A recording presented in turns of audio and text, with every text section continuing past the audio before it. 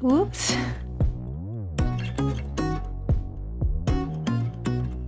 Hi guys, it's Katie from Yarn Society.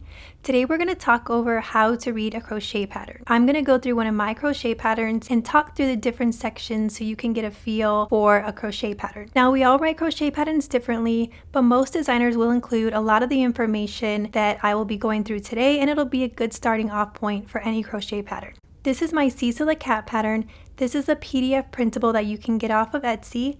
I also have the free pattern on yarnsociety.com, and all the same info is given on my site. This is just a more printer-friendly version. We're going to start off on page 1 with some info like the name, copyright information, and contact info, and each pattern will have that somewhere in the pages. The second page is a big information page. The intro paragraph should be read before starting the pattern, and I actually recommend reading the whole pattern before you even start crocheting. It states things like crochet terms, which you would want to know between US and UK. It also tells you things about how the cat is crocheted. Here it says it's crocheted in continuous spirals without joining the rounds, and that's really important because we're working in the round here and we're not using a slip stitch to join. I know some people are used to joining with a slip stitch, especially if you're used to making like sweaters or baskets, but you do want to make sure that you're using the right techniques. I personally put tips in here like using a stitch marker, and I also give the height and the gauge. Luckily for Amigurumi, gauge is not really important, but you just want to make sure that you keep the tension the same. Moving on to supplies. This will be everything you need to make the cat. I like to include things like the yarn and the yardage that I used, the size of my safety eyes, and other things that you need to complete the pattern. I also include optional items that you may want to use and might make your life a little bit easier while crocheting, but they're not a must-have. Moving on to techniques, this is a really important one. The pattern will tell you what techniques you need to know in order to complete the pattern.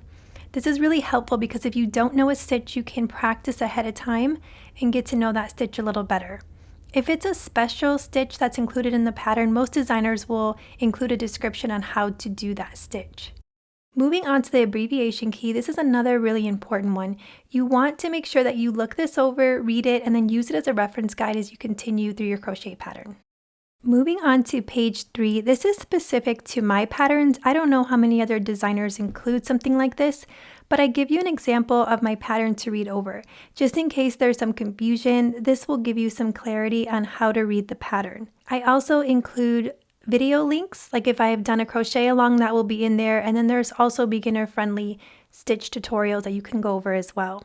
And then some information on where you can find me, my website, YouTube, Instagram, things like that. Okay, now for the pattern. We would start out by grabbing our color of yarn, and then for round 1 we would place 6 single crochet into a magic circle. I also include an alternative way that you can make the magic circle, and then I link a video to that on page 3. So what that looks like for round 1 is you have a small magic circle with 6 stitches. And that's it for round 1. Now we're going to start for round 2. Round 2 says to increase. If you're not sure what the increase means, you can go back to page 2 and look at your abbreviation key to see that an increase is 2 single crochet into the next stitch. So for round 2, we are going to make an increase 6 times in order to get 12 stitches. To start round 2, we would place an increase in the next stitch and then move over and place another increase and continue that 6 times around, and you will get a total of 12 stitches. Here is what round 2 completed would look like. So you would have 12 stitches total, and then you would move on to round 3. For round 3, the pattern says to increase and then make a single crochet. So since we have a comma, we're going to make an increase in that first stitch, and then we're going to move over and make a single crochet. We'll do that 6 times and end up with 18 stitches. For round 3, we would place our increase in that next stitch. Then we would move over and make a single crochet, then an increase, and then a move over and make a single crochet, and you would continue that pattern all the way until the end, ending with 18 stitches.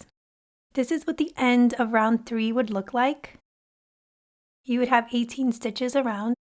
For round 4, you would continue this, but adding an extra single crochet. So you would increase in that first stitch, and then you would single crochet in each of the next 2 stitches. You would do that 6 times and end up with 24 stitches.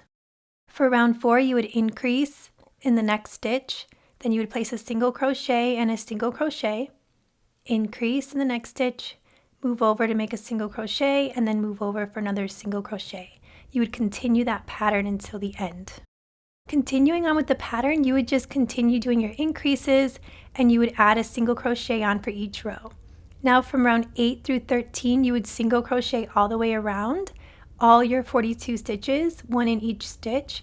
And then for round 14, you would switch gears and make a decrease. If you needed to look in your abbreviation key, it would tell you that a decrease is joining the next 2 stitches into one. And I also include a video on page 3.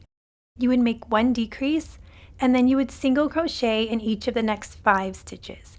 You would do that again for 6 times, getting 36 stitches, and this is where your numbers will start getting smaller because you're going to start to decrease your rounds. I hope all this made sense and made reading a pattern a little bit easier. Sorry if it was super long-winded. I tend to get that way, and you can tell by my patterns that I include a lot of information. So if you ever are information overload and you have a question, just reach out to me and I'm happy to help.